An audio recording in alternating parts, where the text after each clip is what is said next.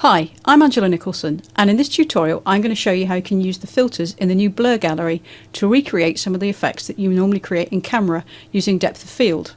So you can turn an image like this one into one like this. Let's start by finding the Blur Gallery. It's under Filter, we scroll down to Blur, and then we can select any one of these top three to start the gallery, and I'm going to go for Iris Blur to start with. And now we've got this new panel on the right hand side. Now you can see it's introduced this large elliptical line and a ring at the centre of the image. If I click and move this ring to introduce more white, you'll notice that the blur around the edge of the image is increasing. And if I push it back, there's less blur. So let's put it to full on just for the moment so we can see the effect. I can also adjust the amount of blur using this sliding control here. But I think it's actually easier to do it with the screen controls because you're actually looking at the screen. So let's push it back up. Now this elliptical line, that indicates the area of the maximum blur, and we can change the size and shape just by dragging it in, rotating it,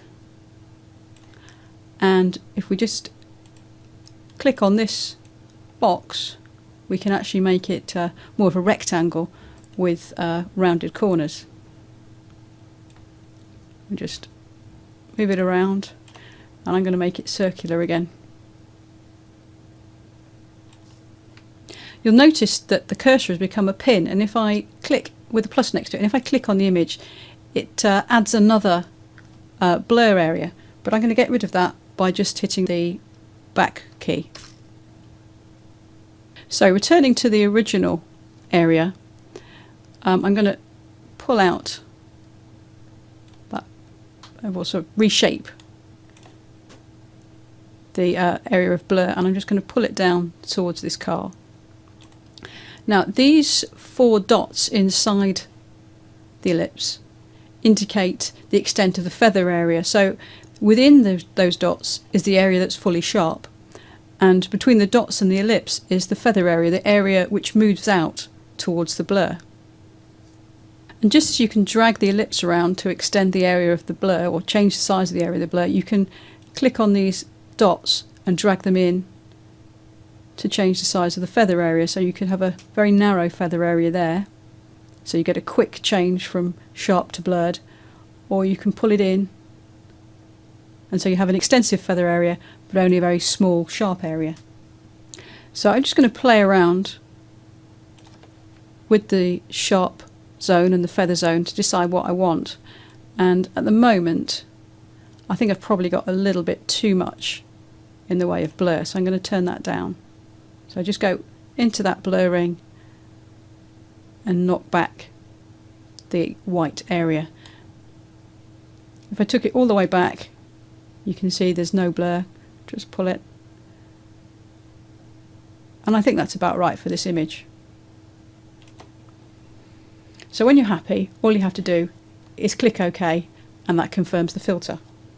Now I'm going to look at one of the other blur options. So I go to Filter, down to Blur, and I'm going to use Field Blur this time. And as you can see, actually you can select or switch between any of the three blur options here just simply by using this panel, and it's applying them all, but I can switch them off just by unchecking that box. So I'm going to look at Field Blur now. As you can see, I can control the amount of blur using this slider again. So as soon as we've opened Field Blur, it's added a blur ring into the middle of the image, and I can again control the amount of blur using the ring. But the clever thing here is that we can add individual points. So I'm going to put another one here and another one here, and I go back to this one, and then I'm going to reduce the amount of blur to 0. So that now is completely sharp. And then I'm going to go to this one and turn it up,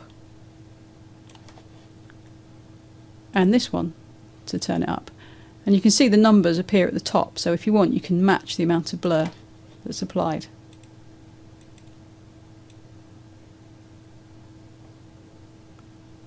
There we go. So here we've emphasised the sort of depth of field you'd expect when you shoot with a very wide aperture. So you only get a very small area in focus and distant objects are out of focus.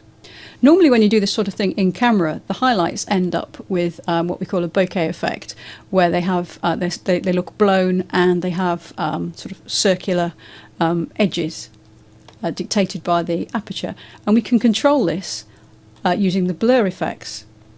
And there's another panel here, so we just click there and we can control how the bouquet appears. Now if we slide light bokeh up, this is effectively the amount or the strength of the bouquet effect, and as you see, as I move it, these highlights are starting to blow out and they're getting that typical bouquet effect, and it looks much more like an optical blur than a computer edited blur. So just, you see, if you push that right up to the top, I think that's going a bit far, so I'm just going to pull that back a bit. And now if we want, we can boost the colour with this slider, and it sort of enhances the colour of the edges around the bouquet. This slider at the bottom, the light range, basically dictates the brightness of the pixels that the bouquet effect is applied to. So if I push this black slider up, you're restricting it to just the very brightest of highlights. And if you pull it down, you're extending it to a wider and wider brightness range, which obviously doesn't look right. Well, certainly not in this instance. And I'm going to push it right up, just so we have a very subtle effect. I'm also going to reduce the blur a little bit because I think it's a bit too full on. Now you'll notice that the bouquet effect is only applied where the blur is. It's fairly obvious where the blur is applied, but if you want, you can hold down the M key to show you where it is, and the black areas are the unaffected, unblurred part of the image, and the white areas are the extremely blurred ones, and obviously the grey is the blending or the feathered area. If you want, you can actually save this mask as a channel mask just by checking this box and checking the high quality mask. And now when you hit OK to confirm the filter, a mask will be saved, and you could use that as a selection at a later point if you want. So that's field blur and the bouquet effects. Let's take a look at the final blur effect, tilt shift. So now for the tilt shift effect, let's go to filter, blur and tilt shift. And you'll see straight away we've got that familiar blur ring, but we've also got a couple of straight lines above and below, as well as a dashed line above and below. So the straight lines, as you might guess, dictate the sharp area, and the dashed lines indicate the extent of the feather area, and beyond them up here is the maximum blur, and between the dashed line and the solid line is the zone of sort of blended or feathered blurring. Now the point of this filter is to try to recreate the sort of effects that you get in some compact cameras, where you produce an image where it looks like you're photographing a miniaturized scene or a model, a scale model. But it's actually based on an effect you get using tilt shift lenses, which are very expensive. So it's a really useful little technique that Photoshop or Adobe has added to Photoshop. If you want to keep these lines level, and in many instances you will when you're extending them, because it's very easy for them to slip round, just hold the shift key down, and it as you move it will quickly go back to 0, and then as you pull down, it doesn't matter, I can move the cursor about, but it's staying level. Okay, so I'm just deciding where to make the sharp zone, and I'm going to centre it around what is actually a relatively sharp area of the image anyway. I'm going to pull that feather area down a little bit to make it more noticeable, and I'm now going to increase the amount of blur.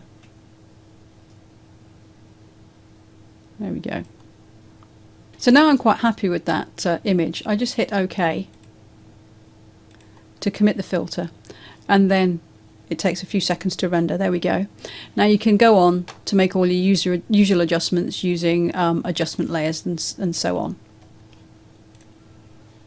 So I can just give this image a bit of a tweak to give it more impact. I've just been working on these images directly because they're copies that I specifically wanted to apply the filter to.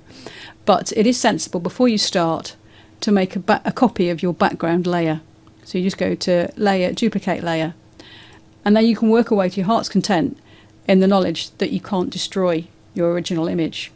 Unfortunately, these filters can't be used as smart filters. You convert it to a smart filter, but then you'll find that the blur gallery isn't accessible. So there you go. That's a really quick and easy way of recreating the kind of miniaturization effect, which is very popular at the moment.